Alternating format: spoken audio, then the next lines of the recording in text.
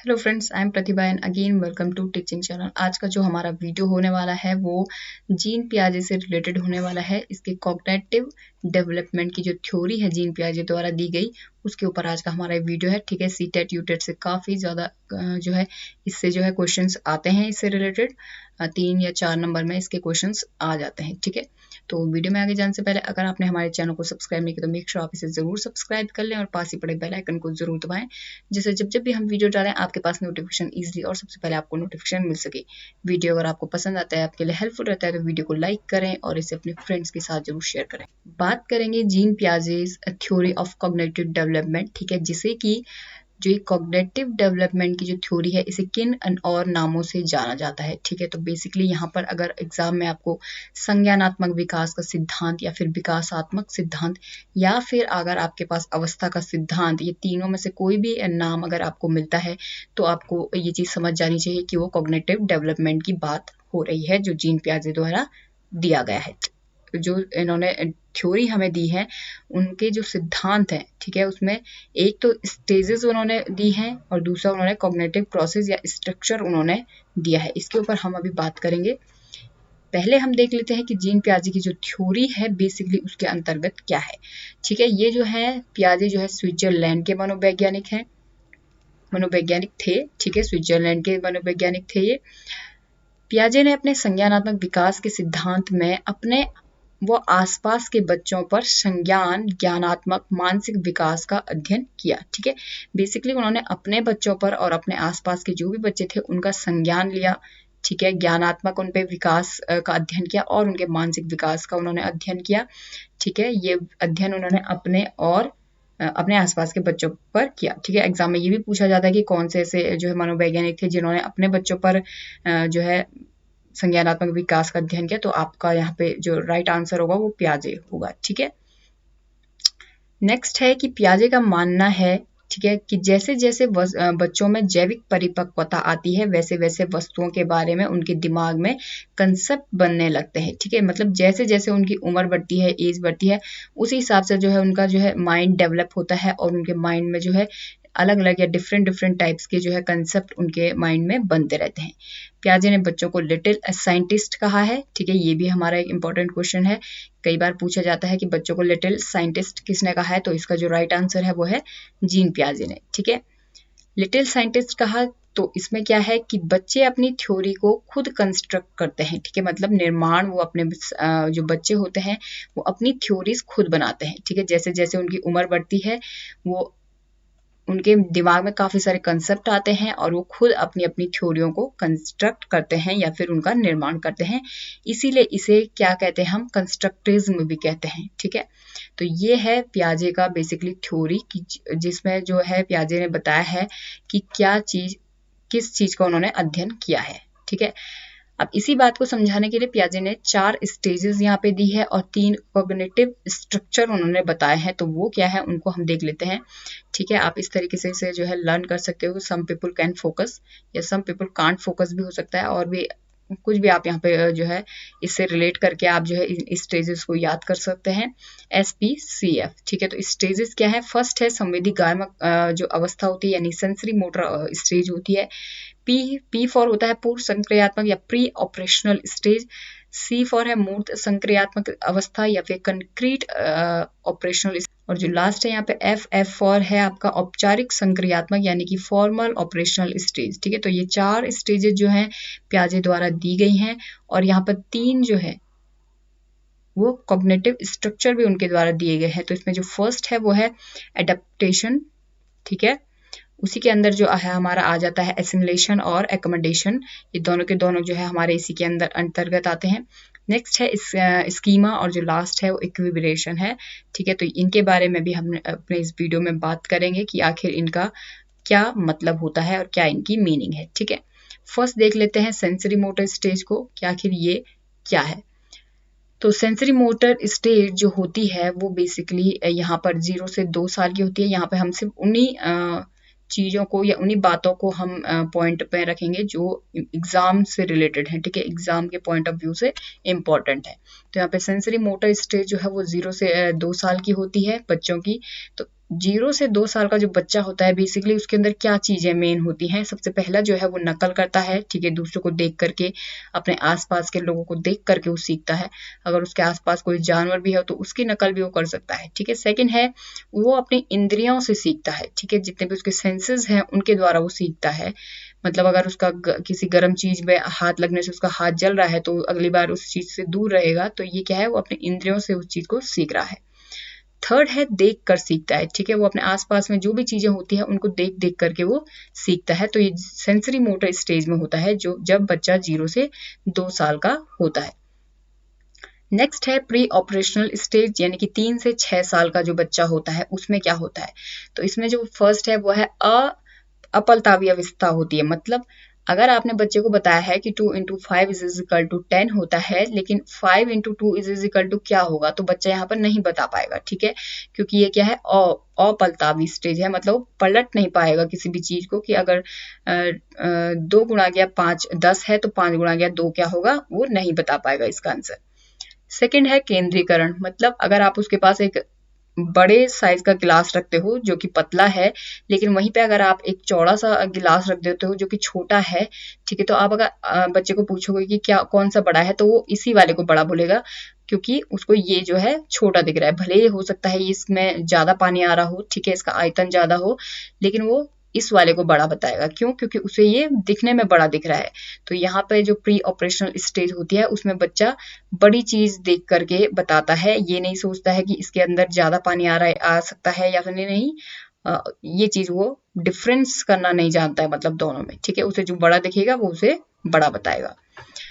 Third है जीववाद, यानी कि निर्जीव को सजीव समझता है, ठीक है। इसका एक एग्जांपल यहाँ पे हम देख लेते हैं कि बच्चे को अगर टेबल से चोट लग जाती है, ठीक है, अब वो रोने लग गया है, तो जब भी उसकी माँ जो है बच्चे टेबल को मारेगी तो बच्चा चुप हो जाता है। तो बेसिकली यहाँ पे एग्जाम्पल क्या है कि उसे ये लगता है कि जितनी भी चीजें हैं वो सारी क्या है, सजीव हैं, ठीक है, वो उस टेबल को सजीव मानता है 3 से 6 साल तक, ठीक है। इसमें क्या होता है, बच्चा उसे सजीव मानता है और जब उसकी माँ उस टेबल को मारती है तो उसे लगता है कि उसे भी चोट लग गई और वो चुप हो जाता है।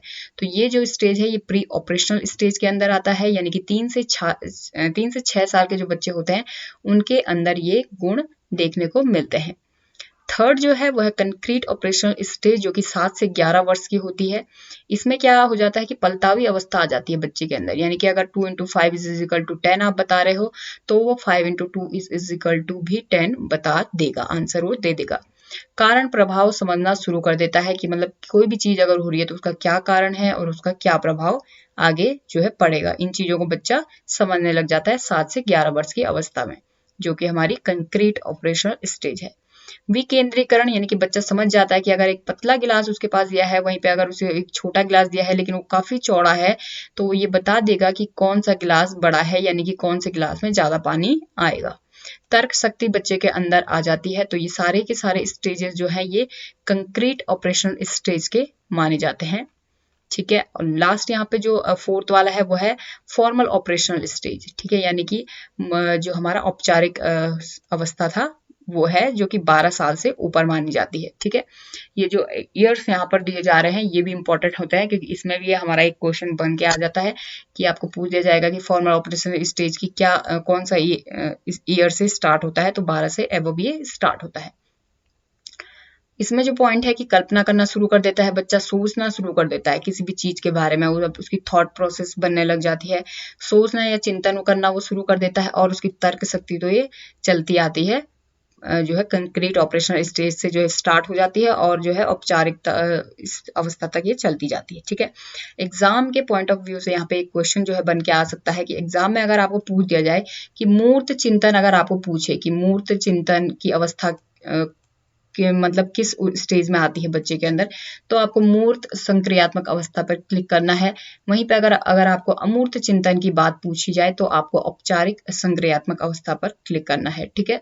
तो ये एग्जाम के पॉइंट ऑफ व्यू से है। अगर मूर्त की बात अगर आपको पूछी जा रही है कहीं पे एग्जाम पे, तो आपको कोई भी क्वेश्चन है तो वहां पे आपको मूर्त संक्रियात्मक अवस्था पर क्लिक करना है। वहीं औपचारिक के लिए अगर जो पूछा जाए तो औपचारिक के लिए अगर आपको पूछा जाए तो आपको अमूर्त चिंतन पर क्लिक करना है, ठीक है। तो ये था हमारा फॉर्मल ऑपरेशनल स्टेज। बात करेंगे जो 3 कॉग्निटिव स्ट्रक्चर जो है पियाजे द्वारा दिए गए हैं। फर्स्ट है इसमें स्कीमा, ठीक है, यहाँ पे फर्स्ट हम स्कीमा पे बात करते हैं। स्कीमा के क्या होता है बेसिकली। तो स्कीमा क्या होता है कि छोटा छोटा ज्ञान जो है स्कीमा कहलाता है, यानी कि जो बच्चे को स्मॉल पैकेट्स मिलते हैं, ठीक है, छोटे छोटे ज्ञान उसको दिए जाते हैं पहले बचपन से, तो वो क्या होता है उसके माइंड में जो है स्टोर होते रहते हैं, तो वो चीज क्या कहलाती है, स्कीमा कहलाती है। यानी कि जो उसे उसकी माँ, पिता या परिवार द्वारा दिया जाता है। एग्जाम्पल क्या है कि 4 पैर वाली गाय बच्चे को दिखाई जाए, मतलब अगर हम बच्चे को दिखा रहे हैं कि 4 पैर वाली गाय दिखा रहे हैं, ठीक है, या फिर हमने उसे बताया कि बच्चे की 4 पैर वाली क्या होती है, गाय होती है, ठीक है, तो वो क्या है, स्मॉल नॉलेज था उसके लिए और उसने अपने माइंड में स्टोर कर दिया कि हाँ 4 पैर जिसके होते हैं वो गाय होती है। या फिर सेकंड एग्जांपल हम यहाँ पे दे देंगे कि अगर उसे बता दिया जाए कि बच्चे आकाश में जो भी चीजें उड़ती हैं वो क्या है, पक्षी हैं, ठीक है, आकाश में उड़ने वाली चीज पक्षी होती है, तो उसने अपने माइंड में जो है इस चीज को स्टोर कर दिया, ये होता है स्कीमा, ठीक है। नेक्स्ट है यहाँ पे एडेप्टेशन, ठीक है। एडेप्टेशन के अंदर क्या क्या चीजें आती हैं, 2 चीजें आती हैं, एक तो आता है एसिमिलेशन, आत्मसात, और दूसरा आता है एकोमोडेशन यानी कि अनुकूलन, ठीक है। तो यहाँ पे जो फर्स्ट है एसिमिलेशन, ये क्या है कि पूर्व ज्ञान में नया ज्ञान जोड़ना क्या कहलाता है, आत्मसात कहलाता है, ठीक है। मतलब एग्जाम्पल भी हमने आपको प्रोवाइड कराए हुए हैं, एग्जाम्पल भी प्रॉपर, ठीक है। आप इन एग्जाम्पल को भी पढ़ करके थोड़ा बहुत नॉलेज ले सकते हो, या फिर आपको एग्जाम में वो प्रॉपर याद आ जाएगा। एग्जाम्पल हमने जो है स्कीमा में बच्चे को बताया था कि 4 पैर वाली गाय हमने उसे दिखाई और हमने बोला ये 4 पैर वाली जो है गाय होती है बेटा, ठीक है। सेकेंड एसिमिलेशन में क्या आ गया कि 4 पैर वाली गाय होती है। अब बच्चे ने जो है अगली बार कुत्ते को देख लिया, ठीक है, उसने देखा कि कुत्ते के भी 4 पैर हैं, ठीक है, तो उसने अपना पूर्व ज्ञान में नया ज्ञान भी ऐड कर लिया कि जो है 4 पैर सिर्फ गाय के ही नहीं होते हैं, 4 पैर जो है कुत्ते के भी होते हैं, ठीक है। सेकंड जो एग्जांपल हमने दिया था कि आकाश में जो चीजें उड़ रही हैं, पक्षी हैं वो, ठीक है। यहाँ पर क्या है, अगर उसने जहाज को उड़ते हुए देख लिया तो अब वो उसे पक्षी तो नहीं बोलेगा ना, तो यहाँ पे क्या है कि उसने आकाश में जहाज भी उड़ता है ये चीज उसने देख ली, ठीक है, कि सारी चीजें जो उड़ती हैं आसमान में वो पक्षी नहीं होती हैं, जहाज भी जो है आकाश में उड़ सकता है। नेक्स्ट है एकोमोडेशन यानी कि अनुकूलन, ठीक है। इसमें क्या है, जिसे हम समायोजन भी बोलते हैं। तो यहाँ पे क्या है कि आत्मसात के ज्ञान में संशोधन, ठीक है। अब बच्चे को 2 तरह का एक तो उसे स्मॉल पैकेट्स के रूप में मिला था, अब उसने नए ज्ञान को भी ऐड कर लिया। अब वो क्या करेगा कि जो भी आत्मसात का ज्ञान उसे प्रोवाइड कराया था उसमें वो संशोधन करेगा, ठीक है। एग्जाम्पल उसने अब उसने अपने माइंड में ये चीज जो है डाल दी कि सारे 4 पैरों वाले गाय नहीं होते हैं, ठीक है, कुछ कुत्ते होते हैं, कुछ बिल्ली होते हैं, अलग अलग डिफरेंट एनिमल्स हो सकते हैं। सेकंड उसने अपने माइंड में एक चीज और जो है ऐड कर दी कि सारी वस्तुएं जो आकाश में उड़ती हैं वो पक्षी नहीं है, ठीक है, जहाज भी हो सकता है, कुछ और भी हो सकता है, ठीक है, पैरासूट्स हो सकते हैं, तो ये सारी की सारी चीजें क्या है, जो भी चीजें आकाश में उड़ रही हैं वो पक्षी नहीं है।